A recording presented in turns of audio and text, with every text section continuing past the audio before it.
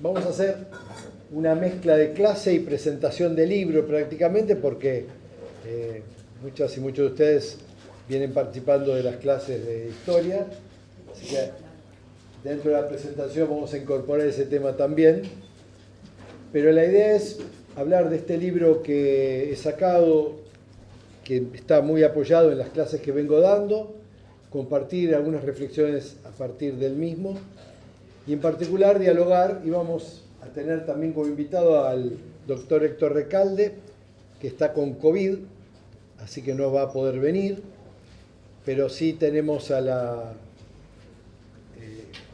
compañera, a la delegada de SADOP, a Patricia Muriel, que es secretaria de Derechos Humanos, después ella se va a presentar mejor, con quien vamos a poder dialogar, en particular por esta cuestión que implica la militancia sindical, las cuestiones de derechos y la cuestión de género, que es algo que también nos interpela en este momento de hablar de movimiento obrero. Así que vamos a compartir un rato la palabra de Patricia, luego voy a hablar yo y vamos a abrir el juego para el diálogo con ustedes. Vamos a probar esto si funciona. ¿Debería funcionar? Ahora sí. Bueno, ¿arranco yo? ¿Usted?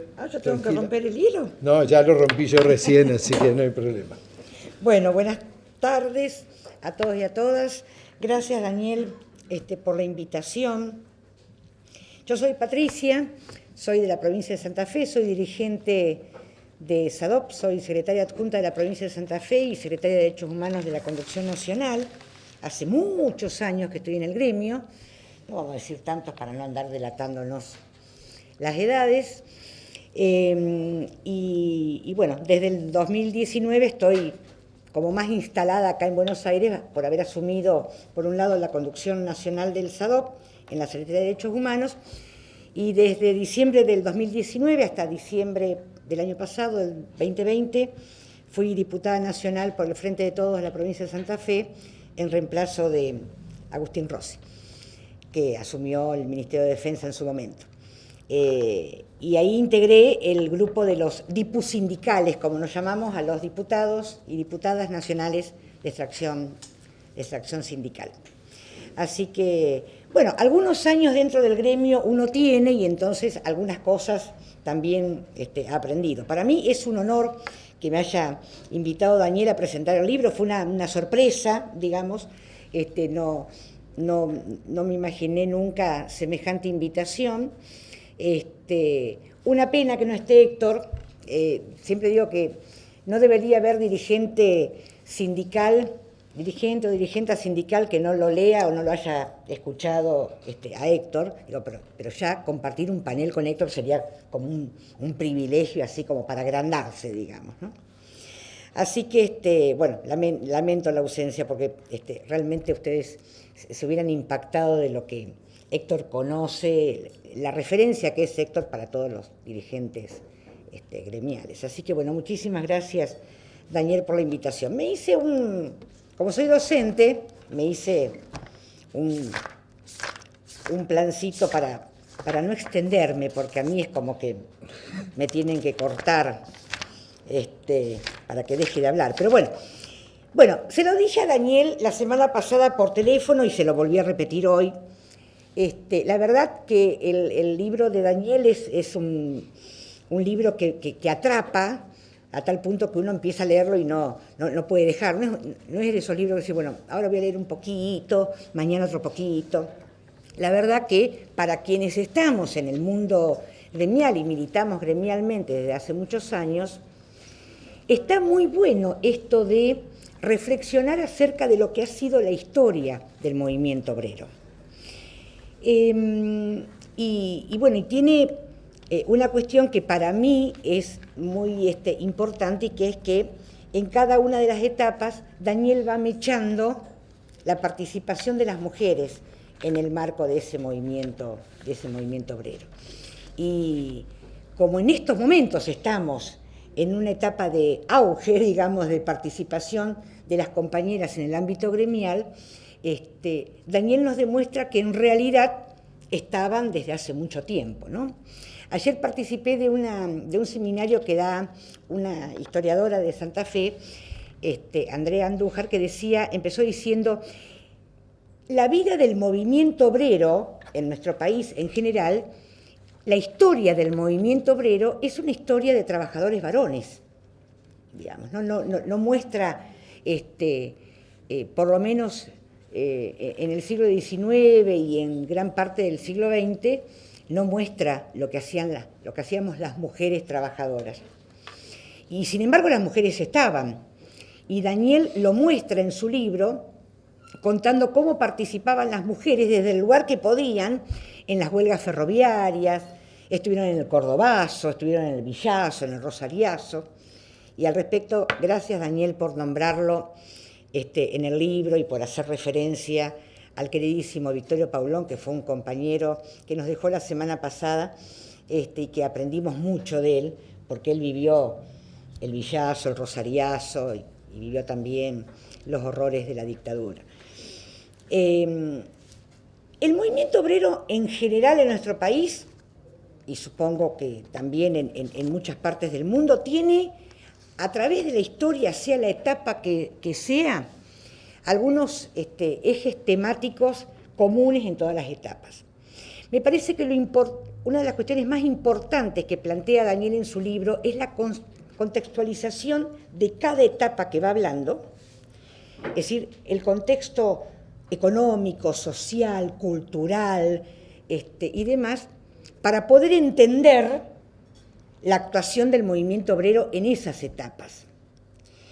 Y explica exhaustivamente las medidas que los distintos gobiernos en nuestro país iban tomando en materia económica, social, cultural, educativa, financiera y en política en general, va planteando las medidas de cada una de las etapas del gobierno, que son importantes entenderlas para entender por qué el movimiento obrero actúa como actúa en determinadas etapas y frente a las determinadas medidas de los gobiernos, cómo el movimiento obrero responde o no a lo que ocurre en nuestro país.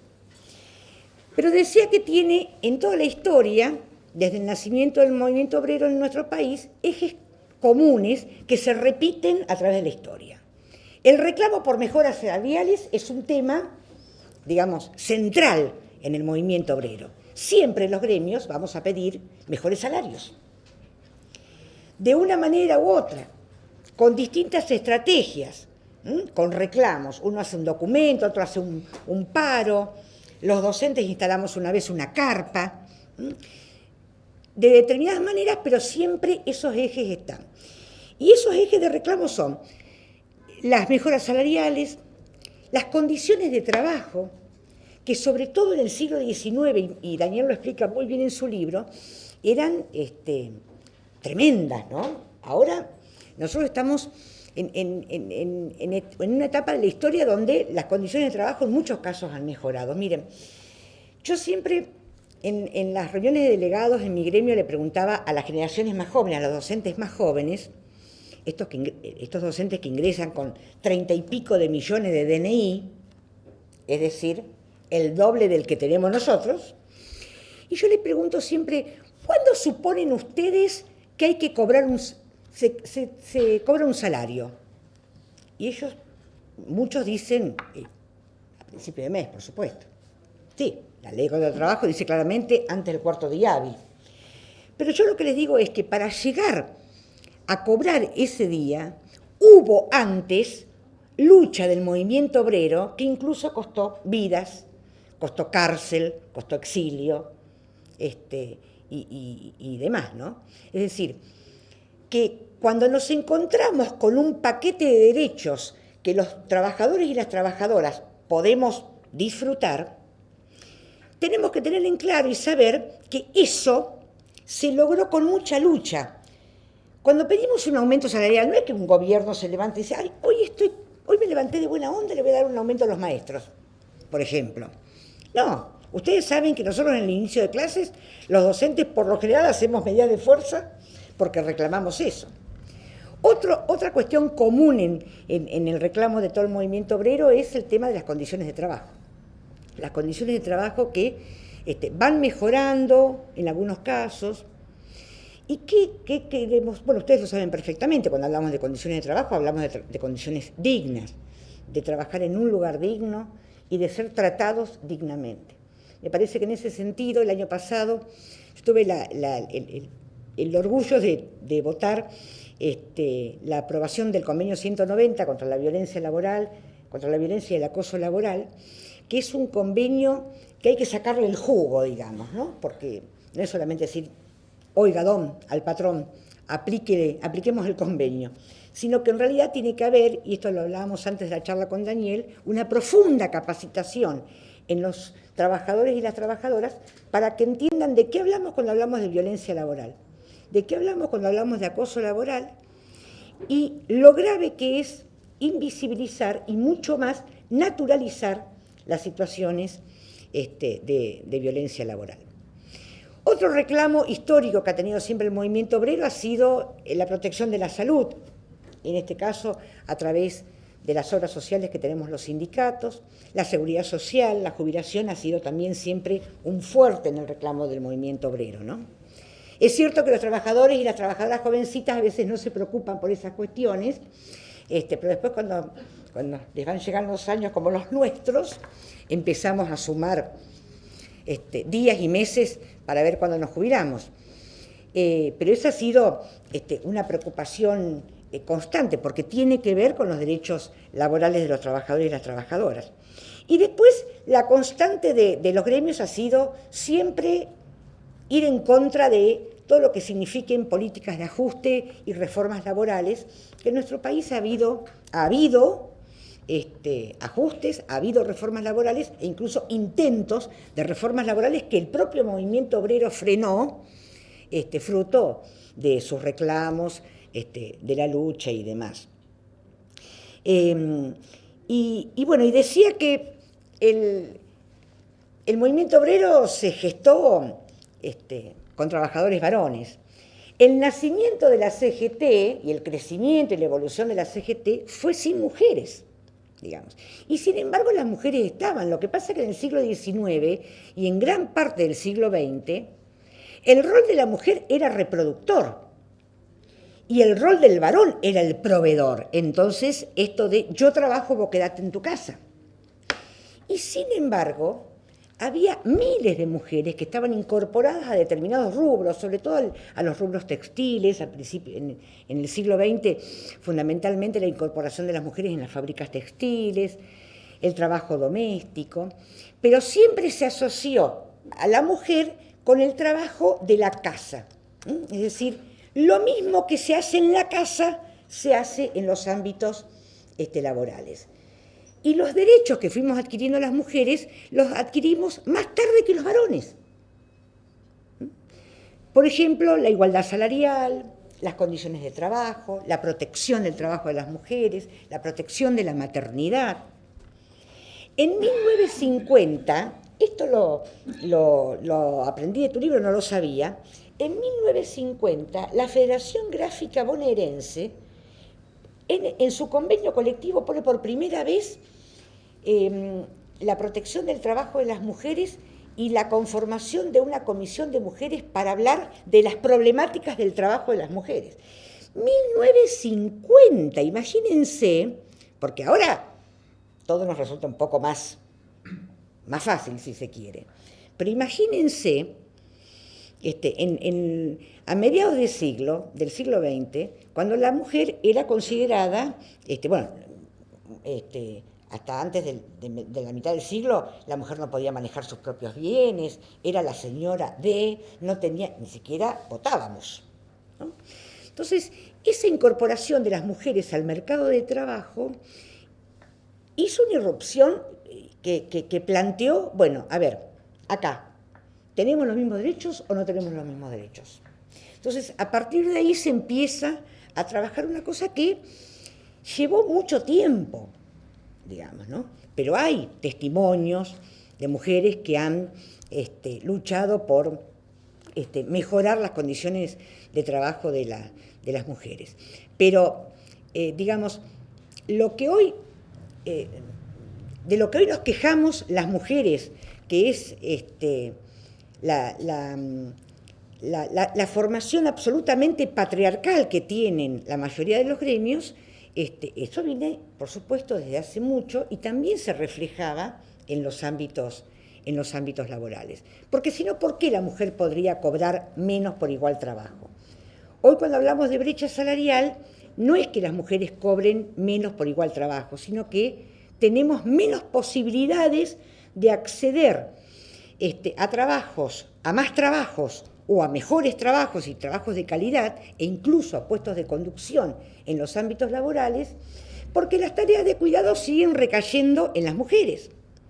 Y entonces es bastante complicado, en el caso de un docente, tener 2 cargos en 2 escuelas distintas y además tener las tareas de cuidado. Ni les digo cuando además le sumamos la militancia gremial o política. Por eso decimos que las mujeres tenemos triples trabajos y triple militancia. El trabajo, registrado o no, las tareas de cuidado y la militancia política o gremial. Yo he peleado toda la vida con la CGT en Santa Fe porque las reuniones eran a las 8 de la noche, a las 9 de la noche. Y en esa época, por ejemplo, bueno, yo he tenido hijas, entonces se me complicaba, porque la verdad que era una reunión para que vayan los varones.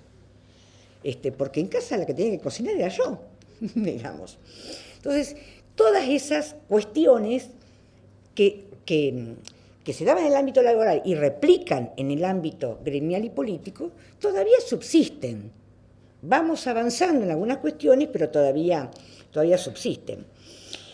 Y vamos cambiando un poco la mirada, y lo que nosotros queremos es que la mirada la cambiemos entre todos, varones y mujeres, y que podamos ver un camino más justo.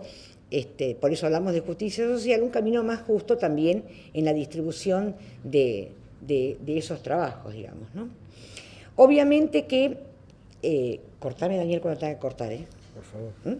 Obviamente que el peronismo, digamos, es un punto de inflexión cuando incorpora a la clase obrera en las decisiones gubernamentales, en las políticas públicas que decide tener para todos los trabajadores y las trabajadoras.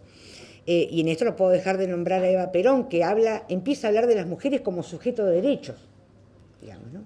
Y fíjense que cuando Eva empieza a constituir las unidades básicas y en el contexto del Partido Peronista Femenino, le está diciendo a las mujeres: salgan de sus casas. Piensen en la época en que esto ocurrió. Salgan de sus casas para trabajar, salgan de sus casas para participar políticamente, y de hecho el voto femenino no solamente permitió que las mujeres votemos, sino además que lleguemos a cargos electivos, digamos, y empezamos a ingresar en ese mundo que estaba para nosotros vedado en ese sentido. Entonces, y participar en el Parlamento, no solamente nacional, en los provinciales, en los comunales, en los municipales, eso de a poco fue avanzando. La ley de contrato de trabajo en el año 74 nos empezó a incluir, digamos, porque habla de la protección del trabajo de las mujeres y de la protección de la maternidad. Hoy eso es vetusto, en el sentido de que tenemos que modificar muchas cuestiones que tienen que ver con la ley de contrato de trabajo. Incluso en la Cámara pudimos ver un montón de propuestas y de proyectos que tienen que ver con la ampliación de derechos del trabajo de las mujeres, no solamente en cuanto a licencias, sino normativa laboral que tenga perspectiva de género. Por eso yo reivindiqué mucho la ley de teletrabajo, que puede tener sus cuestionamientos al teletrabajo en sí, pero en realidad es la primera y hasta ahora única norma laboral que tiene en cuenta las tareas de cuidado que recaen especialmente en las mujeres, porque dice que cuando uno está teletrabajando y tiene tareas de trabajo que cumplir, puede cesar en ese momento en el trabajo, ocuparse las tareas de cuidado y volver a teletrabajar. y en la reglamentación del Ministerio de Trabajo habla de, el Ministerio de Trabajo aboga, es decir, promueve que esas tareas de trabajo sean compartidas, porque nosotros lo que no queremos las mujeres es que los varones sigan diciendo yo te ayudo, yo colaboro. En realidad lo que queremos es paridad en todo, hasta en las tareas de cuidado. Bueno, vamos a ir avanzando de a poco y hay que hacerlo, empezar a hacerlo desde los propios lugares domésticos nuestros, digamos, ¿no? Así que bueno, muchachos, a ver si se ponen las pilas y empezamos a cuidar entre todos, si les parece. Bueno, obviamente que la dictadura trajo a nuestro país la desarticulación absoluta de la organización gremial y de hecho, bueno, hay algunas diferencias en los datos, vos los ponés, Daniel, en tu libro, pero la mayoría de los 30.000 compañeros detenidos desaparecidos eran trabajadores y trabajadoras, y muchos de ellos dirigentes gremiales que fueron desaparecidos, que fueron detenidos. Hoy hablamos de Victorio. Victorio vivió el exilio, vivió la cárcel por su actividad gremial. Con la apertura democrática, los gremios comienzan a reorganizarse. Tuvimos muchos años de mucha lucha en la calle, porque el menemismo significó flexibilización laboral, precarización laboral, reformas laborales, ley de empleo, contratos basura y demás, ¿no? Y eso continuó en el gobierno de Fernando de la Rúa y bueno, lo que por lo menos para mí significó los 12 años de gobierno del kirchnerismo fue justamente ampliación de derechos no solamente para los trabajadores en general, sino también para las trabajadoras en particular. Y bueno, en estos últimos años, las mujeres que estamos en los sindicatos nos hemos instalado como la necesidad de las mujeres sindicalistas de reclamar por nuestro derecho. ¿Qué es lo que reclamamos en líneas generales? La participación real y efectiva en los gremios. Yo personalmente siempre me he negado a participar de la Secretaría de la Mujer de la CGT, porque en realidad esa es una trampita. Yo te dejo en la Secretaría de la Mujer, vos te ocupás de eso, y del resto, que es lo importante, nos ocupamos nosotros. Y en los gremios pasa lo mismo. Solamente el 18% de las conducciones nacionales de los gremios está ocupado por mujeres. Y de ese 18%, casi el 80% ocupado en secretarías feminizadas. ¿Qué quiere decir esto? La Secretaría de Acción Social, la Secretaría de Turismo, la Secretaría de Administración. Yo digo, no sé por qué ocupamos la Secretaría de Acción Social. ¿Será que tenemos algún glamour especial para entregar pañales? No sé. Y la Secretaría Administrativa la integramos porque, ¿viste? Las mujeres tenemos mejor letra para escribir las actas que los varones. Y ustedes dirán, ¿y eso es una...? No, se da así, digamos. Lo que nosotros queremos es ocupar los espacios de conducción en el movimiento obrero. Queremos llegar a las secretarías generales, queremos llegar a las secretarías adjuntas, queremos llegar a las secretarías gremiales, que es donde se cocinan las decisiones de los gremios. Es decir, lo que comúnmente se dice la mesa chica, ¿vio? Que hasta ahora está ocupada por varones y que queremos ocuparlas también las mujeres. El cupo sindical del año 2002 tuvo una buena voluntad y algún que otro avance, pero hoy todavía hay gremios que no lo cumplen. Y nosotros ya no queremos el cupo sindical, nosotros vamos por la paridad. La misma paridad que se plantea en los partidos políticos, queremos paridad en los gremios, es decir, 50 y 50. Creo que estamos en algunos casos lejos, algunos gremios han avanzado, pero yo pertenezco a un gremio docente donde el 80% somos mujeres e históricamente, en 75 años de historia, siempre fueron secretarios generales los varones. Hay gremios más masculinizados donde se dificulta la participación de las mujeres.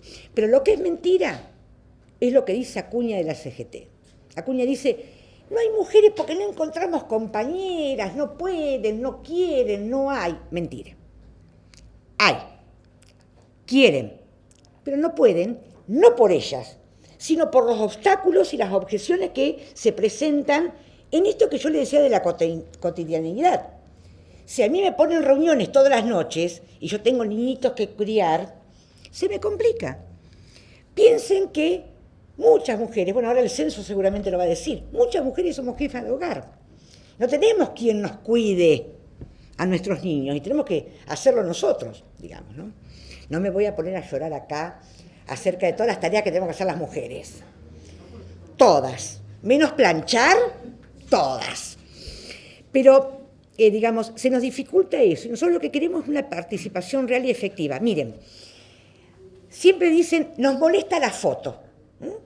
La foto de la CGT, todos varones. La foto de nuestro presidente, todos varones.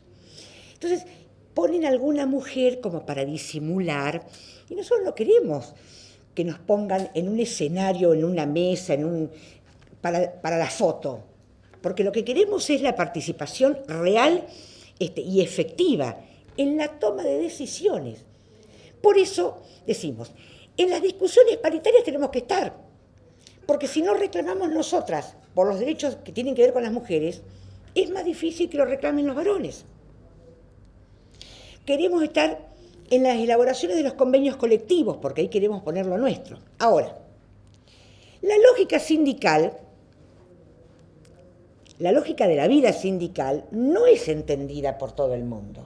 Entonces, nosotros tenemos también, dentro de los movimientos feministas, compañeras que dicen, pero ustedes que avalan el machismo de Moyano, que hacen esto, que hacen... Nosotros en los gremios construimos entre todas y todos. Es decir, no hacemos construcciones solo las mujeres y tampoco queremos que sean construcciones de solo los varones. ¿Me explico? Queremos que las construcciones sean paritarias entre todos y todas.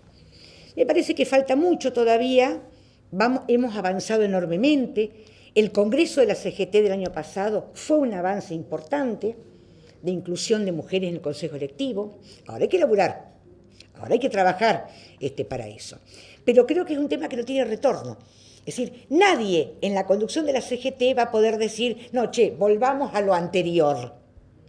Porque esto efectivamente, esta irrupción, esta marea verde feminista en los sindicatos, como dice la querida Tali Goldman, es así. Llegamos para quedarnos, digamos, en los gremios. Sí, me parece que los gremios tenemos una gran deuda todavía con la inclusión de las disidencias sexuales. Las diversidades sexuales, me parece que eso falta mucho, hay todavía mucho prejuicio, hay todavía actitudes de discriminación y de no entender el mundo que estamos viviendo ahora. Y me parece que en eso tenemos que avanzar. Porque además nos necesitamos, como movimiento obrero, hacer una autocrítica de las cosas que hacemos, ¿no? Daniel explica muy bien en su libro cómo muchos gremios bancaron el ajuste y las reformas laborales del menemismo, por ejemplo. Y todavía estamos sufriendo incluso normativa, todavía tenemos en el ámbito laboral normativa que es de la dictadura, por ejemplo. Falta todavía que avancemos en ese sentido. Le venía diciendo Daniel, hay todavía normativa que el movimiento obrero debería pelear más fuertemente.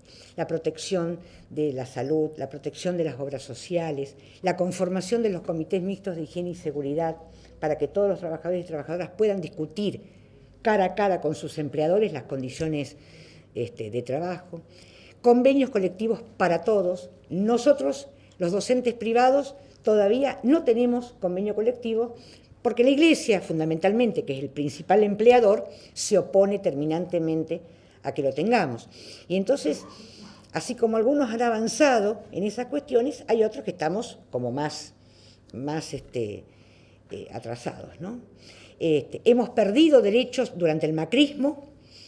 En el caso de los docentes, se desarticuló la paritaria federal docente, que por suerte fue una de las primeras medidas que tomó Alberto Fernández, porque en los ámbitos paritarios discutimos incrementos salariales, condiciones de trabajo, y nos decimos todo lo que tenemos que decirnos, pero es fundamental que podamos discutir esas cuestiones. Y me parece que estamos en un momento de tener que hacernos una autocrítica como movimiento obrero, para decidir nuestros rumbos, y lo hablábamos con Daniel recién, incluso para las renovaciones generacionales. Hay gremios que tienen dirigentes gremiales que hacen 50, 60 años que están. En algún momento, esos gremios deberán renovar sus cuadros gremiales, y tenemos que renovar e incluir a los trabajadores y trabajadoras jóvenes y capacitarlos, formarlos. Qué bueno que con Daniel compartimos ese criterio fundamental de la importancia de la capacitación. Ahora, si yo me enquisto en una silla, estoy 50 años sin moverme de ahí y no permito que las nuevas generaciones ingresen a los ámbitos sindicales, nunca se va a poder renovar. Y cuando ingresan los nuevos trabajadores y trabajadoras, hay que formarlos, hay que capacitarlos. Es importante que conozcan la historia del movimiento obrero, que nosotros tenemos, los docentes en Santa Fe, tenemos un cantito que siempre decimos: nada nos regalaron, lo ganamos peleando, y hoy estamos en la calle para seguir aguantando. Y en realidad es así. Todo lo que podemos tener, mucho o poco, ha sido producto de la lucha de miles y miles de trabajadores y trabajadoras. Ahora, las nuevas generaciones hay que formarlas, hay que prepararlas, pero hay que darles el espacio, hay que incluirlas, porque si no, van a seguir hablando de la burocracia sindical, digamos, ¿no? Y me parece que en eso tenemos que hacernos como movimiento obrero una autocrítica. Yo les decía recién, el SADOC tiene hace 75, este año cumplimos 75 años, y siempre tuvo conducciones de varones, en un gremio donde el 80% somos mujeres. Y bueno, ¿tendremos que tomar por asalto la conducción? ¿O tendremos que hacer un trabajo de concientización de varones y de mujeres? Porque las mujeres también tenemos que desconstruirnos. A veces cuestionan a muchas compañeras en los gremios que dicen: hacen lo mismo que los varones. Es que lo que pasa es que muchas mujeres lo único que aprendieron es eso, a hacer y a conducir gremios como los varones. Entonces, la deconstrucción tiene que ser de ambos lados. Bueno, si no me cortás, gracias. Sigo. Así que bueno, más o menos eso, después seguimos intercambiando. Gracias. Gracias, Ana. Gracias, Daniel. Yo no sé la utilidad de este micrófono, pero vamos a tratar de usarlo sin chocarlo, que es lo que me suele suceder cuando gesticulo mucho. Agradezco mucho a Patricia, reitero el agradecimiento de su presencia, lo interesante de la perspectiva de género y derechos que se resume en su experiencia también y que acaba de compartirnos. Por mi lado, quiero hacer un poco algo de presentación del libro y, comentar un poco de qué trata, comentar un poco los marcos teóricos que quienes vienen cursando más o menos están adivinando, ya conocen, comentar de dónde surge, comentar a quién va dirigido y, en cierto modo, dado que hay estudiantes de Relaciones del Trabajo aquí, cómo nos interpela en este momento de la cursada del movimiento obrero, ¿no? Porque en la cursada viene una segunda etapa que tiene que ver con lo que sucede después del peronismo, un eje que también incorporó en sus palabras Patricia, y justamente ahí hay para mí un par de claves que es importante que tengamos, ¿no? Y finalmente también algo del estilo de las marcas personales que se encuentran en él y que tienen que ver con el autor, que soy yo. Entonces, quiero comentarle algunas cosas y voy a aprovechar también para utilizar algunas citas de Victorio Paulón, a quien mencionó Patricia. No nos habíamos puesto de acuerdo.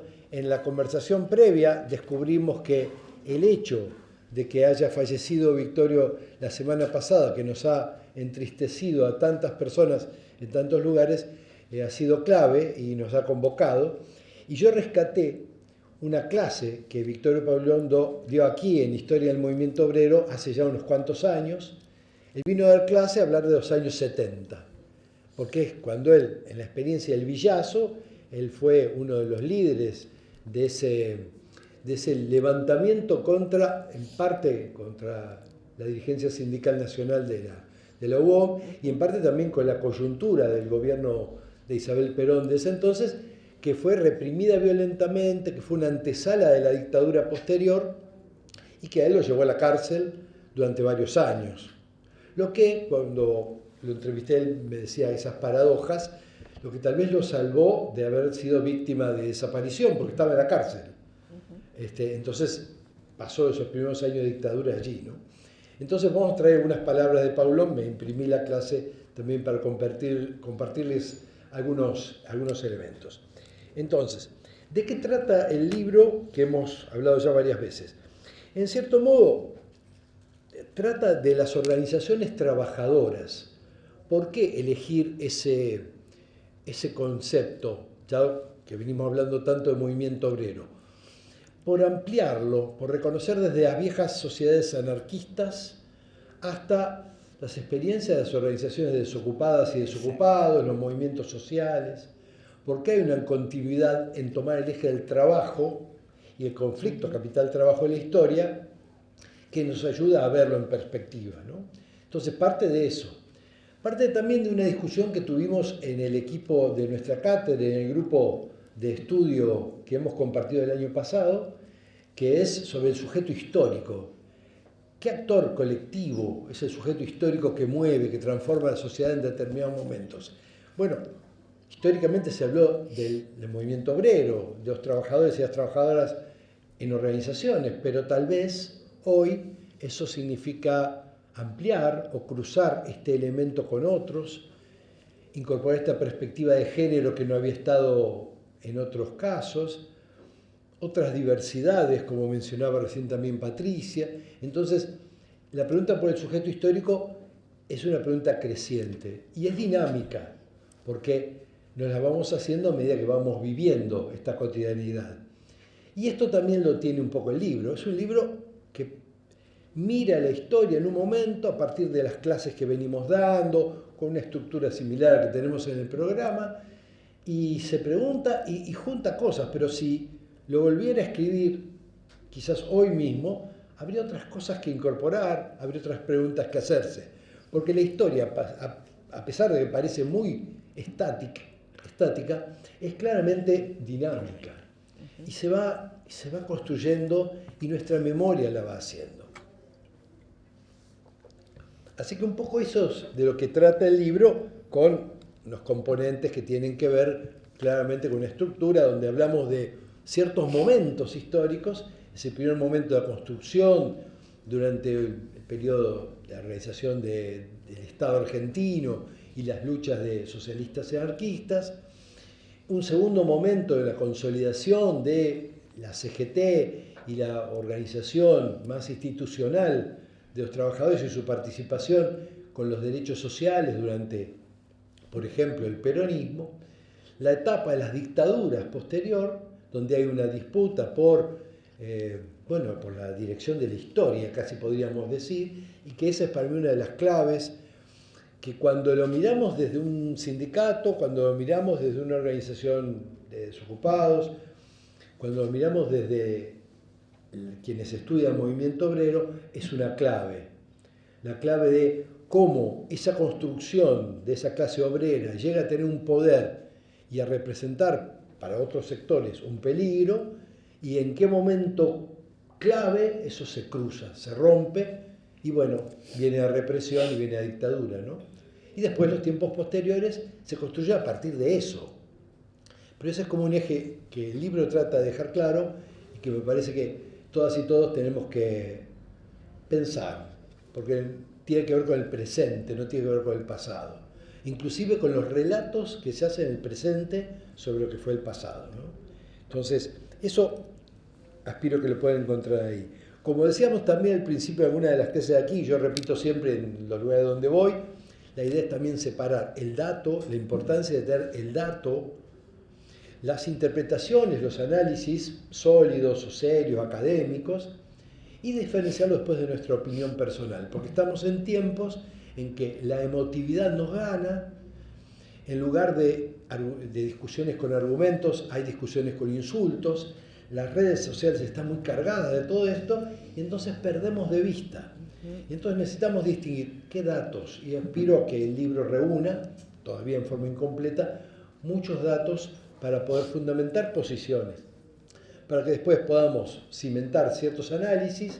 El libro trata de tener tipo estado del arte, tipo panoramas en ciertos momentos, y finalmente que cimentemos nuestra opinión en eso. Y nuestra opinión tendrá que ver con nuestros valores, la subjetividad que construimos en la vida. Y eso es totalmente libre e independiente, pero que no nos basemos en la mentira, que no nos basemos en barbaridades estadísticas o datos muy falsos. Esto también aspira ahí a abonar en ese sentido. Y del mismo modo que hemos planteado en las clases, esto también lo refería un poco Patricia, la idea es que en cada momento los hechos estén contextualizados, es decir, cuál es la estructura económica que permite que esto tenga esas condiciones, cuál es el poder de los distintos actores políticos, colectivos, etcétera, que están jugando. Porque no es lo mismo un sindicato en plena represión de la dictadura que un sindicato en los años 90, cuando el dinero seducía para ceder a transformaciones estructurales en función del modelo liberal imperante. Son distintas situaciones. Después nos puede parecer fantástico el modelo liberal, pero conozcamos a los actores colectivos para saber cómo estaba funcionando, ¿no? Entonces, eso también estará por allí. A nivel teórico, la idea es que esto dialogue con distintos marcos teóricos.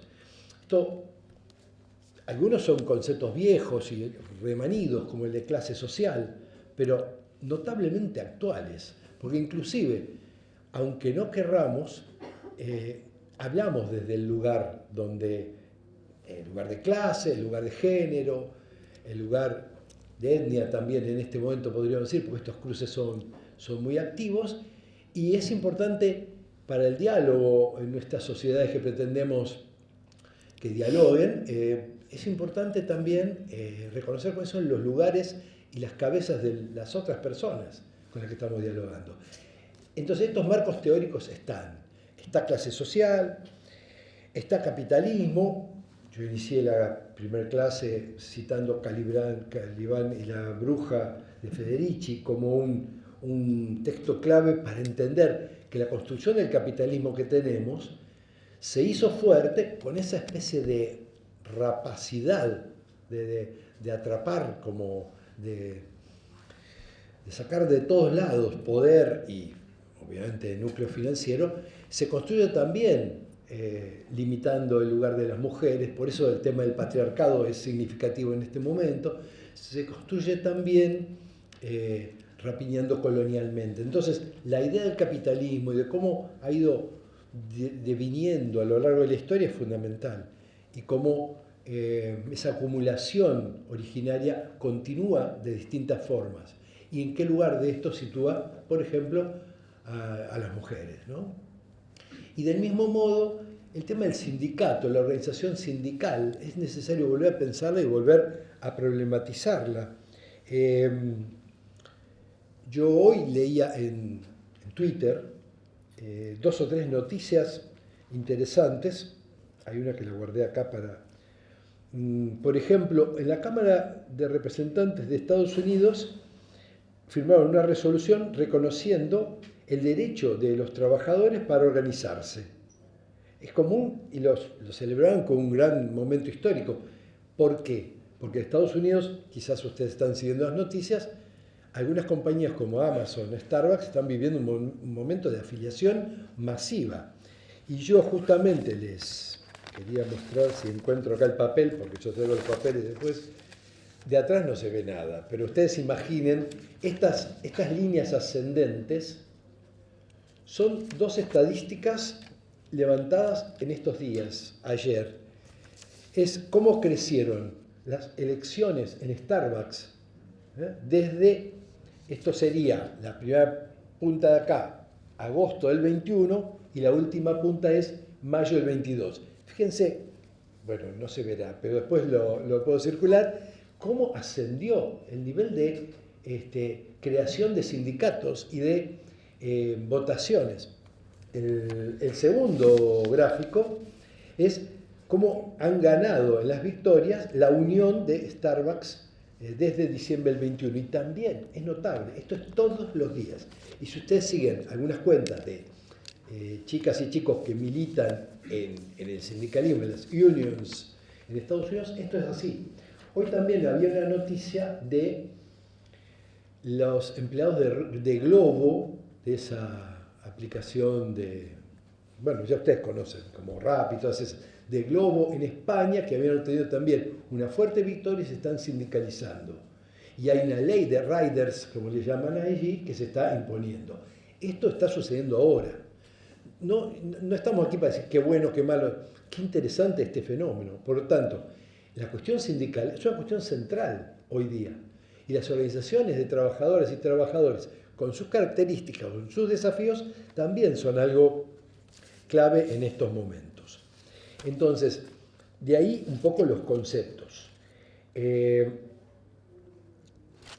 Yo también le iba a comentar el caso de Christian Small, el primer victorioso empleado de Amazon que echaron y que entonces se puso a militar y logró afiliar a un montón de gente y crear los primeros sindicatos de Amazon. Lo están tirando con todo, pero el otro día fue recibido por las autoridades, está recibiendo un reconocimiento interesantísimo, ¿no? Bueno, no voy a meterme más en esos detalles que ustedes pueden encontrar en las redes sociales, sabiendo que buscar, porque también las redes sociales tienen tanta basura como todas y todos sabemos, ¿no? Ahora, yendo un poco al libro, ¿dónde surge este libro? Bueno, este libro surge de la perspectiva de los sectores populares, claramente. Si en algún momento yo cité en alguna clase a un famoso académico que es Sidicaro, Ricardo Sidicaro, que escribió un libro sobre los editoriales del diario La Nación en la historia, ¿no? Y el título que le pone es La política mirada desde arriba. Bueno, esto pretende una política mirada desde abajo. Así que asumo esto. El otro día en la Feria del Libro, donde estuve con otros colegas hablando del tema, me viene a saludar uno que trabaja en la Bolsa de Comercio y dice, y mis jefes van a querer leer tu libro, y Dios, qué sé yo. Bueno, si tienen mucha apertura, quizás sí, pero no es mirado desde la Bolsa de Comercio, es mirado de los sectores trabajadores y los sectores populares. Así que eso hay que asumirlo de entrada. Y después nace de los tres ejes que es la universidad históricamente, esos tres pilares que se llamaba. Uno es la docencia. El libro empezó siendo clases desgrabadas por un compañero que capaz que venía, pero no estaba dando clase hoy, que cuando empecé a desgrabar las clases me di cuenta que lo coloquial es tremendamente pegajoso para escribir, es muy tedioso de leer, así que bueno, empezó a cambiar. Nace de la investigación, porque hemos tenido participación en distintos proyectos de investigación en la cátedra y en UBASIT, del que todavía estamos, mediante los cuales hemos podido entrevistar a trabajadoras, trabajadores, militantes, delegadas, delegados. Y nace también de la extensión, porque hemos tenido alguna vez un proyecto de extensión que también nos llevó a compartir esto y además hacer una devolución a compañeros y compañeros de sindicatos. Así que nace de todos esos lados el libro. Y pretende estar en diálogo. Por eso, ¿a quién va dirigido? Que es el otro punto que les quería comentar. Esto, si ustedes después lo leen en algún momento, tiene una introducción que es por ahí un poco más pesada académicamente. Para quien no está en lo académico puede resultar capaz que no tan sencilla de abordar, pero donde se ponen estas cuestiones en marco. Y después intenta tener un estilo que por un lado sea académico, que sirva para cualquier estudiante de esta carrera y de otras, y por otro lado tenga cierta coloquialidad, si existe el término, como para que pueda agarrarlo a alguien que no está en el tema y pueda leer y se pueda interesar y le pueda despertar cosas, porque la intención tampoco es que sea, esta es la verdad, no, esto pretende disparar, pretende hacer pensar, pretende decir, voy a profundizar esto, ¿dónde puedo hacerlo? Entonces esa también es la idea de este material, abierto a todas y a todos quienes quieran acercarse. Algún familiar, si tienen ganas, alguien que milite. También está bueno, podemos sentarnos a discutir con gente que está militando, ¿por qué no? Y también este libro ojalá pueda servir a organizaciones de trabajadoras y trabajadores, a sindicatos. Nosotros hicimos varias veces cursos y está bueno también cuando con las compañeras y compañeros hablamos de la historia y pensamos, y es lo que estábamos charlando con Patricia antes, en algunos encuentros con sindicatos que hemos tenido estos últimos años, veíamos que no hay formación y no hay espacios de reflexión y de diálogo. Entonces, muchas veces, ¿quién forma si uno está todo el día corriendo del trabajo a la casa, etcétera? Y te forma el televisor, que es esa vieja caja boba, ya hoy eso está tan perimido, pero la caja boba era porque te embrutecía. Y sí, y te hablan esos personajes, y parece que la verdad y la vida son las payasadas que hacen algunos personajes ahí. Bueno, y las redes es otra historia bastante complicada, pero entonces uno no tiene tiempo de ponerse a pensar, y capaz que le prestás más atención al que grita más fuerte. Y si estás desconforme o te va mal y decís, este país, qué sé yo, a ver, ¿quién grita más fuerte en contra de este país? ¿Quién dice que es una mierda? Entonces voy a votar al que dice. No pienso. Entonces, ¿qué es necesario pensar? ¿Qué es necesario formarse? No para pensar como otros, sino para pensar como uno mismo, ¿no? Entonces, tiene esa intención. Y es importante para reflexión histórica hoy, y entiendo también para estudiantes de RT hoy y estudiantes de esta materia hoy, porque es lo que venimos pensando, ¿no? Hay una situación clave, y ahí voy a Paulón, a hacerle unos pequeños fragmentos de Paulón, que estamos viviendo hoy, que tiene que ver con cómo se constituyó en algún momento un movimiento obrero como expresión de la clase tan fuerte que se vislumbró como un peligro y que cualquier estrategia fue necesaria para eliminarlo. Dice Paulón en una parte, se trata de entender por qué tanta bronca, por qué tanta violencia se ejerció contra las trabajadoras y los trabajadores, por qué ocurrieron todas estas cosas. Se va a dar cuenta de un momento donde el movimiento obrero era un protagonista fundamental de la lucha de la resistencia contra la dictadura militar. Pero lo que significó el primer peronismo, dice Paulón, significó la formación de esa nueva clase obrera que trajo aparejado acá el gran desarrollo industrial por sustitución de importaciones. Quienes han estado estudiando estos días historia del movimiento obrero lo ven como un escalofrío porque es parte de los parciales. Pero esta nueva clase obrera jugó un papel fundamental en lo que fue la resistencia del 55 hasta el retorno del Perón del 73. Y a pesar de los sucesivos intentos de parte de la clase dominante de normalizar el país excluyendo la identidad mayoritaria, no solo de los trabajadores, sino de la mayoría del pueblo argentino, que era el peronismo, prohibiéndolo, proscribiéndolo, todos esos intentos y de alternancia previa a la dictadura militar fue el golpe, con un esquema copiado del golpe del 66 está hablando, un esquema copiado del gobierno franquista español, trataba de establecer un país organizado en base a grandes corporaciones y permanecer por lo menos 15 años en el gobierno. O sea, ¿cómo va reaccionando ese poder constituido contra los trabajadores? Si uno mira la documentación de la época, los programas históricos más elevados, más avanzados del movimiento obrero que dieron en esta etapa, está hablando del post-peronismo histórico, una etapa que ahora tienen que ver en la historia del movimiento obrero, el programa de Huerta Grande, el de la falda, la proclama del 1 de mayo de la CGT de los argentinos, no hablaban solo de cuestiones reivindicativas, hablaban de verdaderos programas de gobierno.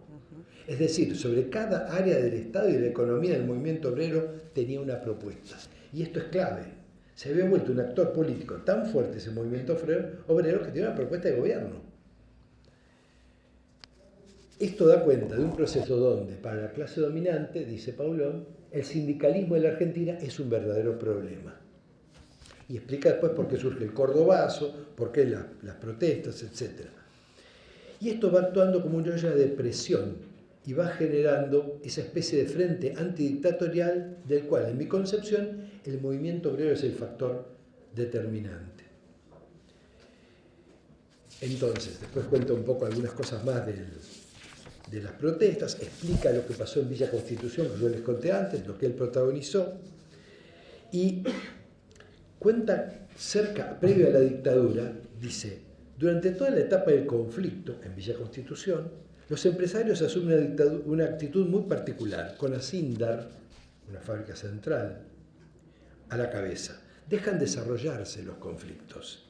No hacen absolutamente nada para evitar las huelgas, para evitar los problemas, y empiezan a generar el clima de ingobernabilidad del gobierno de Isabel Perón a tal punto que por única vez en la historia, en el mes de febrero del 76, las cámaras empresarias, hegemonizadas por el Consejo Empresario Argentino, declaran una huelga empresaria en contra del gobierno de Isabel Perón, un mes antes del golpe. O sea, están preparando un escenario. ¿Por qué? Porque hay un movimiento obrero muy organizado que es el peligro que están visualizando. Por eso, y por varias otras razones, él dice, estas empresas no fueron cómplices, fueron protagonistas del golpe.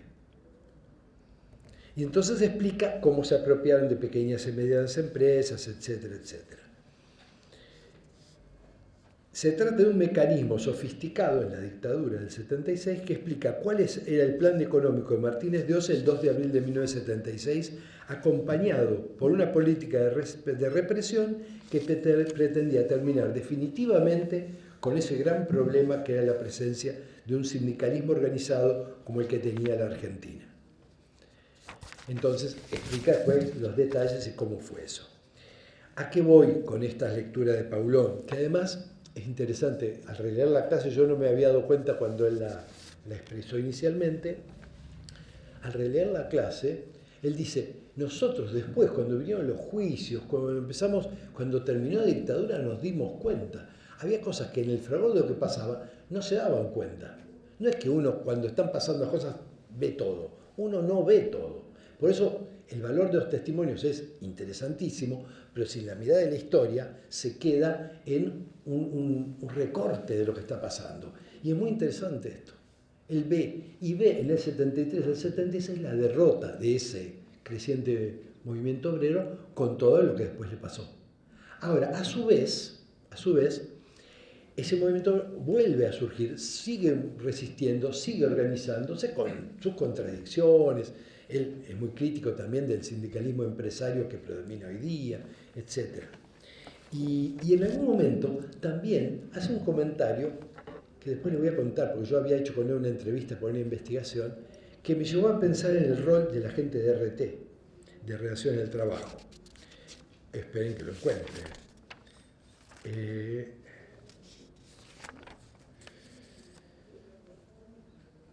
Aquí. Él cuenta que después en el 91 también hubo un nuevo conflicto en Asindar. Ya pasa del ensañamiento de la dictadura al momento posterior, y él dice, bueno, que es un tema para hablar en otra charla, porque en el año 91, cuando empieza la gran reconversión de las industrias privadas de Argentina, tenemos un conflicto que duró 6 meses en Asindar. Cuando intentaron nuevamente quebrarnos y salimos con la organización fortalecida.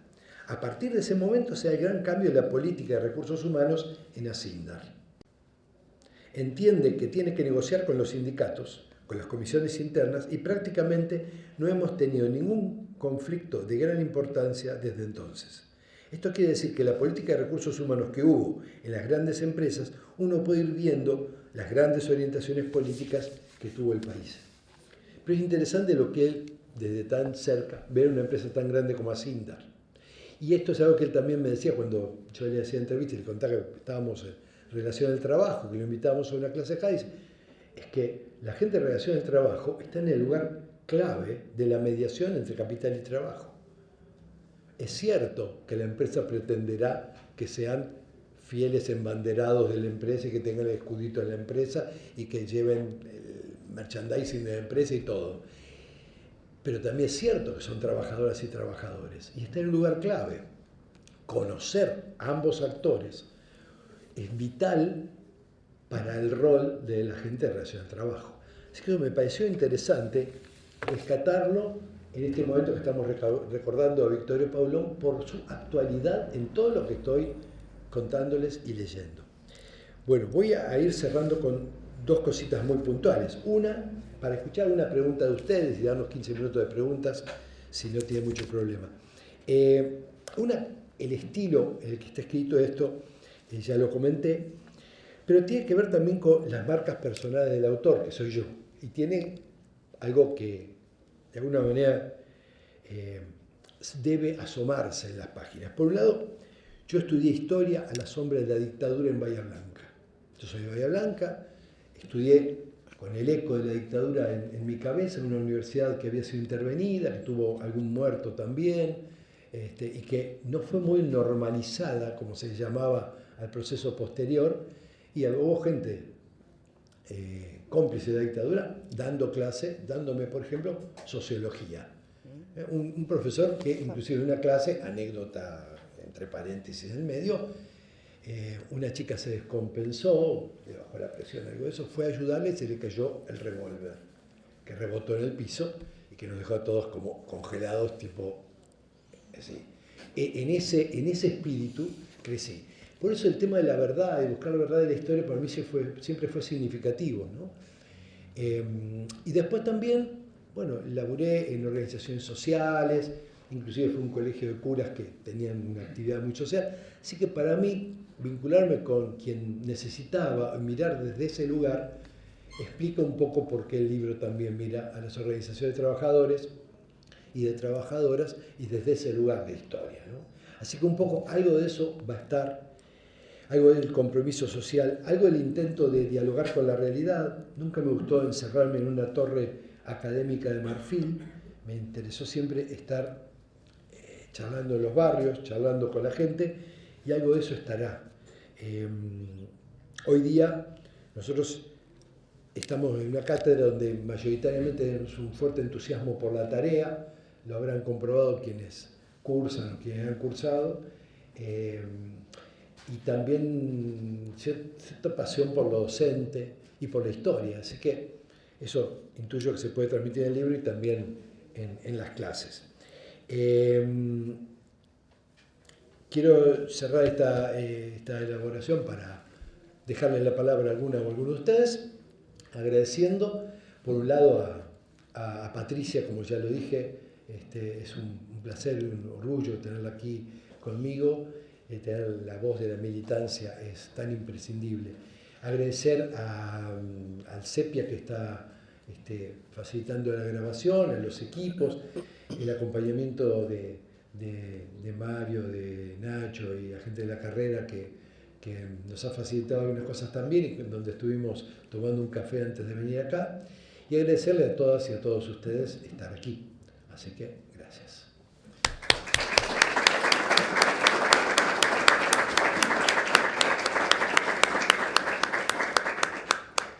¿Podemos compartir alguna pregunta, a Patricia, a mí, o algún comentario de alguien del público? Sería un placer. Ahora tienen que hablar ustedes, ya hablamos nosotros. ¿Dónde compramos? No sé si está la gente de la editorial por ahí afuera, sino en el kiosquito de Udeva. Y después está en librerías, pero no tengo la lista a mano, una lista de librerías, qué sé yo, ahí, pero más seguro acá. Gracias. ¿Alguna pregunta y un comentario? Levantaste la mano y ya pensé que era para... Mira, te estaba rascando la cabeza, ¿te das cuenta? Nacho. Yo te una pregunta, porque en los 90 se habló ya del fin del trabajo, del sindicalismo. Si podíamos hablar de vuelta como, ya no pues a las prioridades académicas, hablan de revitalización. Si ya podíamos hablar de que hay una vuelta del sindicalismo, no yo por los periodos que vas relatando, digo.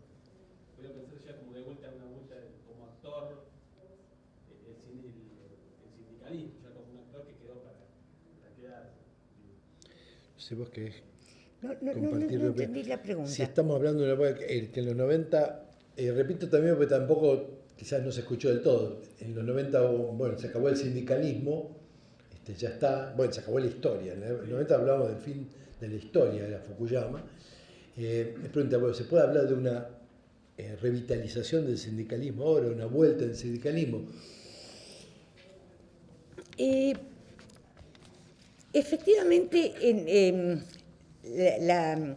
la acusación en general que se hace al sindicalismo argentino es haber bancado políticas de ajuste y de reformas laborales en la época del menemismo. Digamos, ¿no? Algo así como que, bueno, eran todos peronistas y entonces bancaban lo que sea. Digamos. Efectivamente, el menemismo tuvo esas políticas de ajuste y de reforma laboral, privatizaciones, cuando hablaba recién Daniel sobre el tema de Asindar y demás, cuando toda esa ola de privatizaciones que dejó miles de trabajadores en la calle, hubo gremios que miraron para otro lado, ¿no? Bancando ese tipo de situaciones.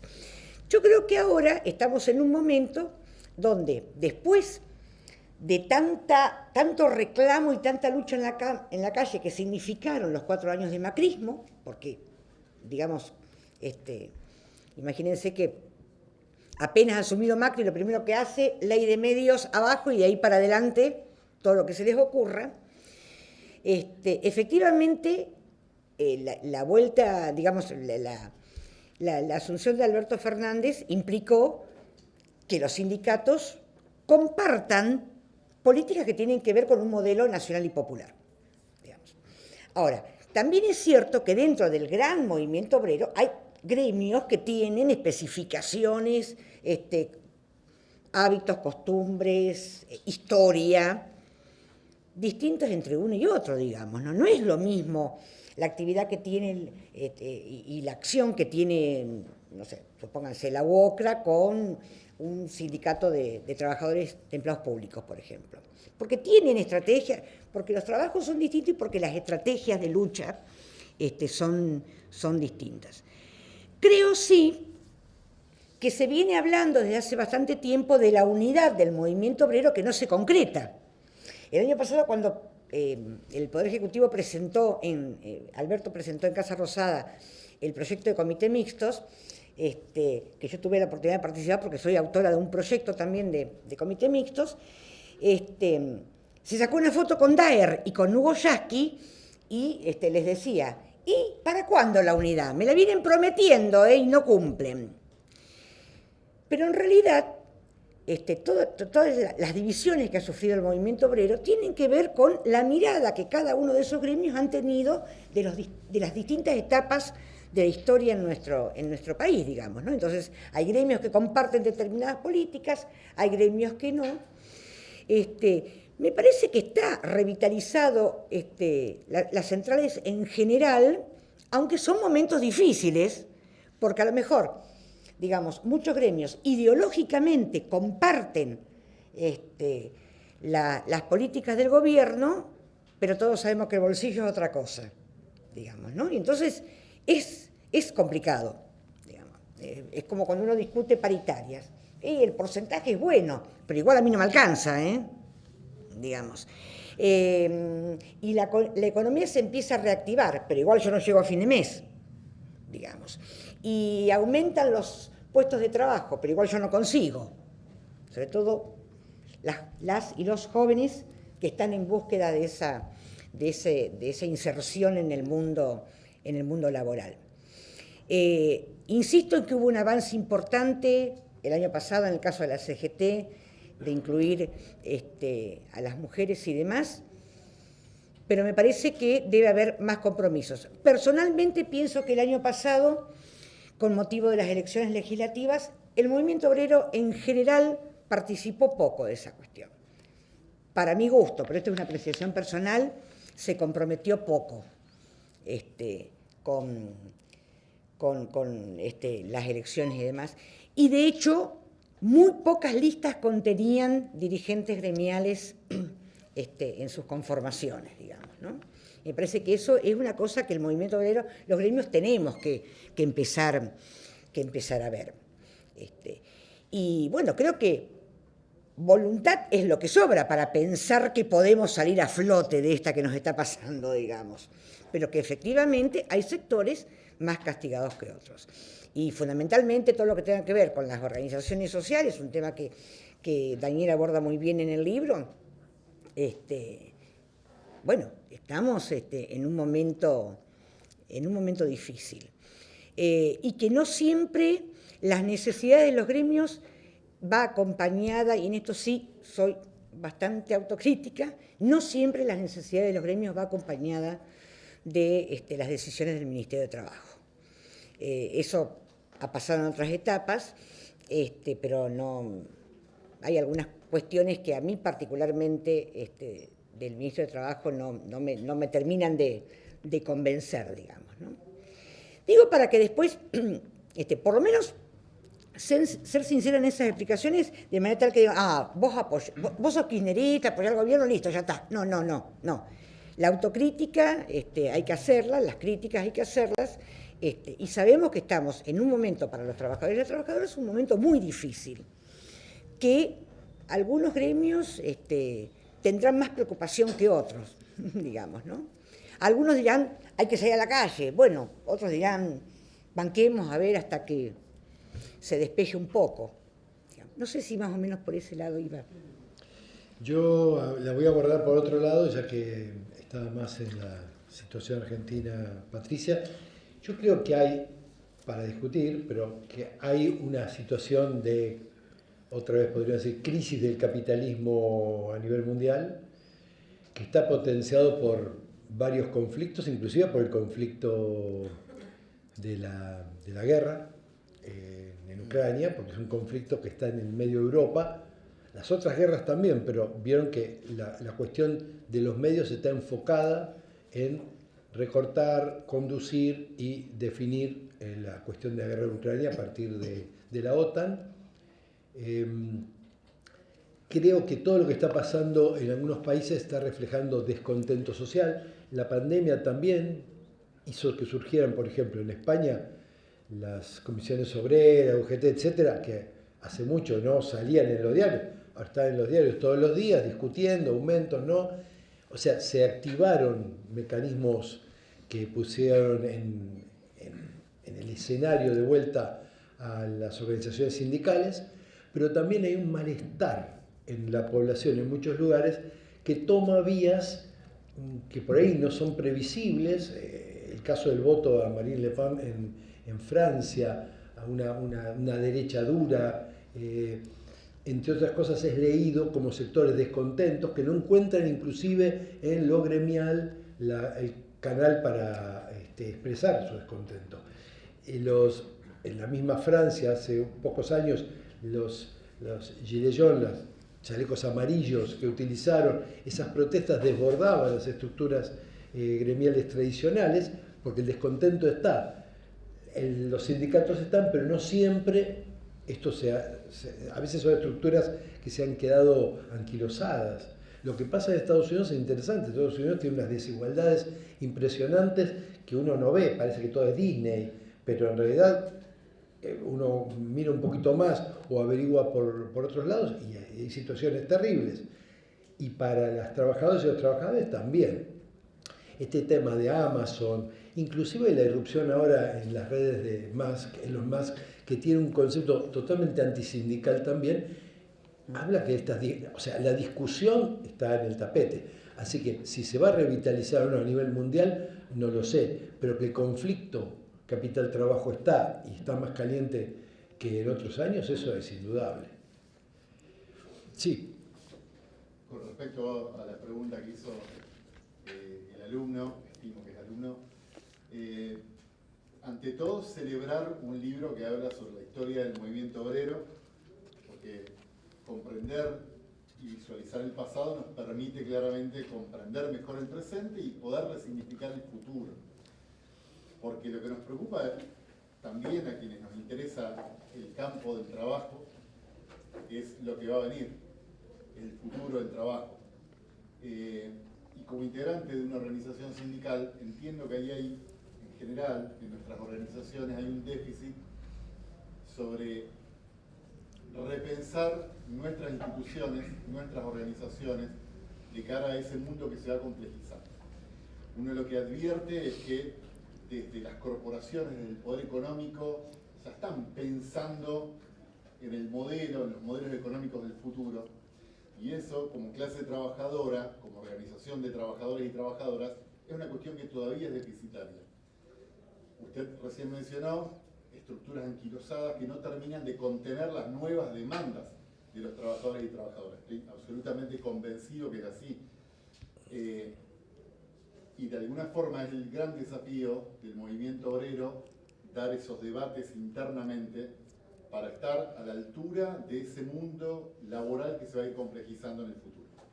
Victorio Paulón, que lo trae siempre Daniel, decía al respecto, eso que vos planteas, Guillermo, en el primer panel que compartimos allá por el año 18, 19 con Victorio, decía, somos dirigentes gremiales del siglo pasado para trabajadores de este siglo.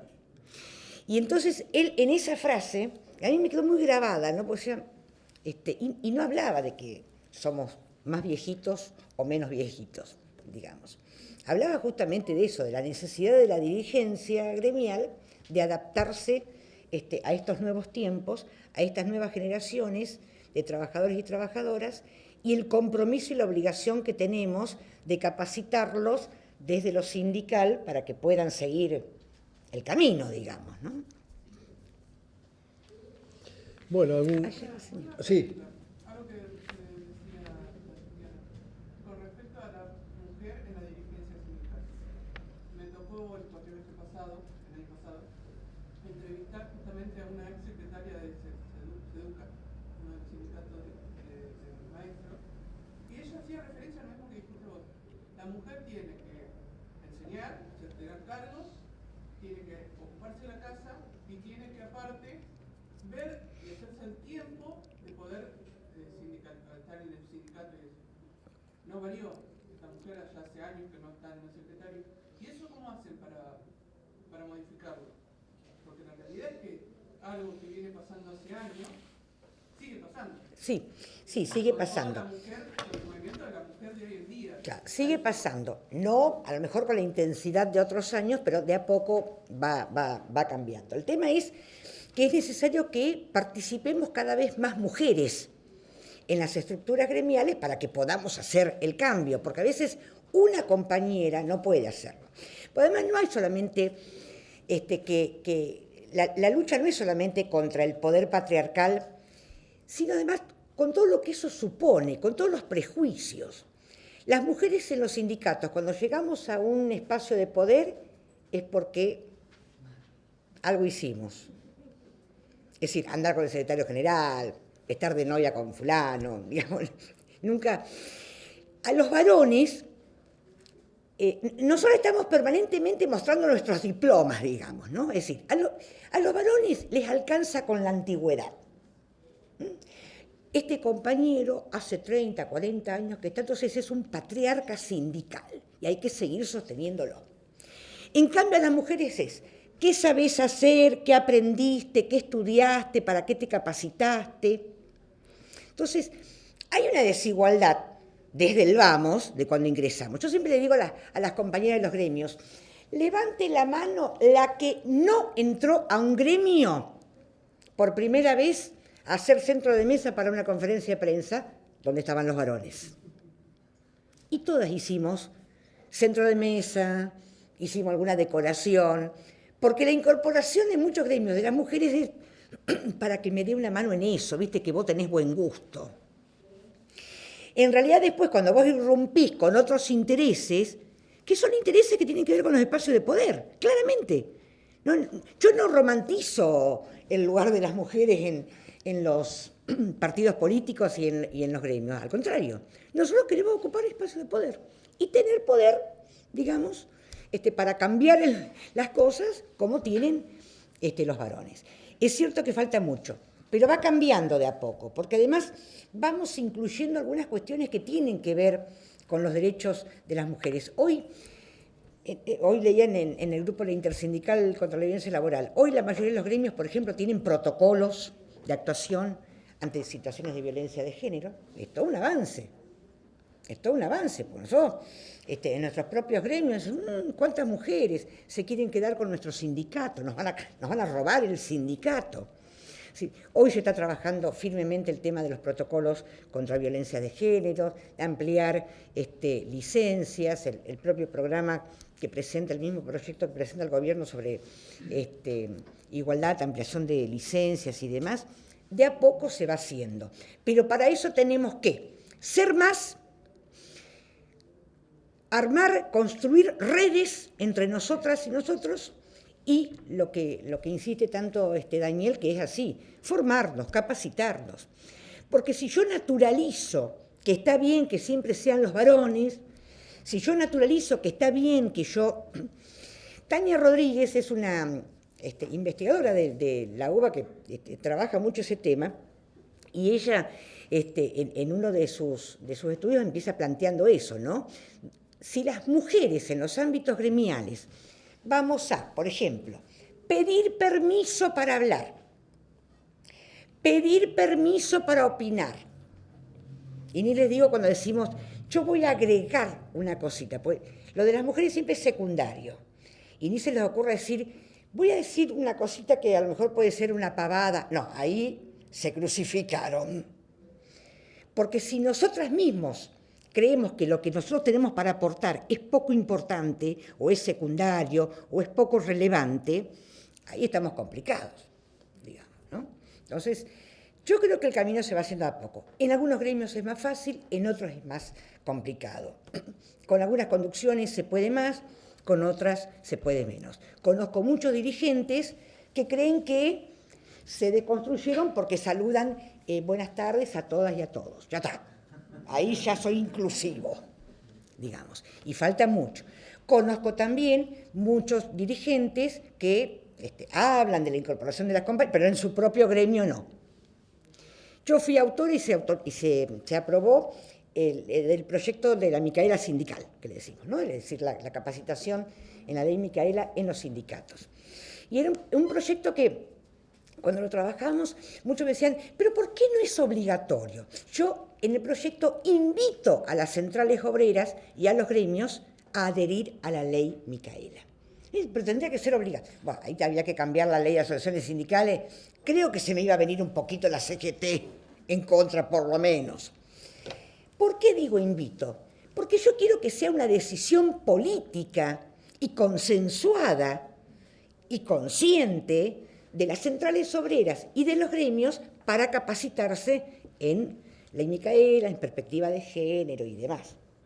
Y ojalá las listas se constituyan y se construyan porque estamos convencidos que tienen que participar las mujeres, no que hoy me obliga la ley, ¿viste?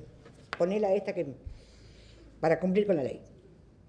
En realidad, uno aspira a que sean decisiones consensuadas y que sean decisiones políticas de las propias conducciones gremiales. Pero bueno, hay de todo, ¿no? Yo, con el tema de la ley Micaela, por ejemplo, en la pandemia, en el 2020, sobre todo, hicimos miles de Zoom con gremios y demás. Hay gremios, por ejemplo, como la bancaria, que tiene hasta una escuela de género, ¿no? Entonces, están mucho más avanzados. Hay otros que están haciendo tímidamente algunas cositas y algunas que todavía no arrancaron. Y que me preguntaban a mí, ¿cómo plantearlo? Y concretamente me preguntaban, ¿cómo le digo al secretario general que quiero que hagamos estas cosas? Y así, entonces, y hay temor todavía, ¿no? Entonces, algunos más tranquilamente, porque si vos vas a irrumpir acá y decir, bueno, acá llegó la hora de las mujeres, listo, no. Hay que ir trabajando según las características de cada gremio y de cada actividad. Bueno, ¿algún comentario más? Son 20:30, así que es más o menos la hora que calculábamos para cerrar. Así que les agradezco mucho la presencia. Nuevamente gracias a Patricia. Gracias a vos, Daniel. Y que tengan buena tarde, buena noche.